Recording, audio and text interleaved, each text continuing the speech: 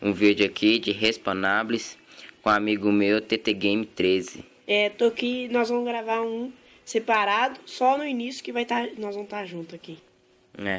Vamos ver quem fica com frag melhor. É mesmo. Vamos lá.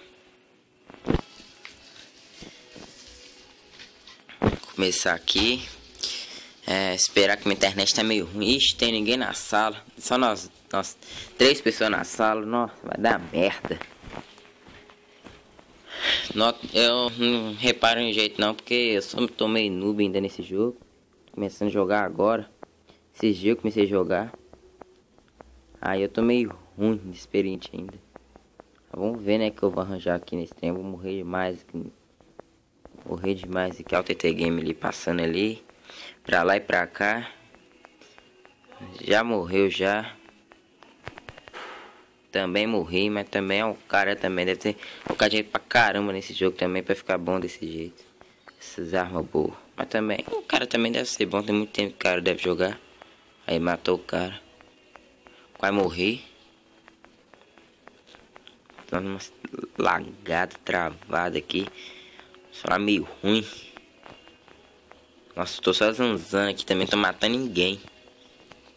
Tô um cocô também. Aí esse aqui, ó.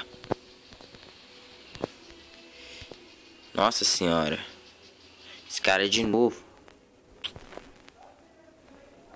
Tô horrível nesse jogo. Já comecei morrendo.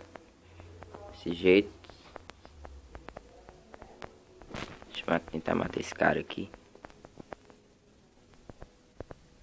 Olha isso. Muito ruim. Meu Deus. Mas ao longo do tempo também eu vou ficando melhor. Começar a gravar, fazer uma série desse jogo aí também. Minha segunda série. Eu tô fazendo uma série lá jogando Minecraft. Fazendo uma série bem legal lá. Vou postar um vídeo hoje, de tarde. Eu fazendo minha casa. Vocês vão ver, muito legal. Que é isso? Tô morrendo toda hora pra esses caras. Cadê o TT Game pra me ajudar aqui nesse trem?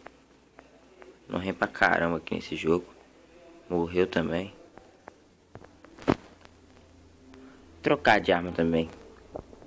Quando eu for entrar, eu vou trocar de arma. Porque essa arma também minha aqui não tá dando não, viu? Já só morri nesse jogo. Só morri. Tô uma bosta nesse jogo. Muito ruim.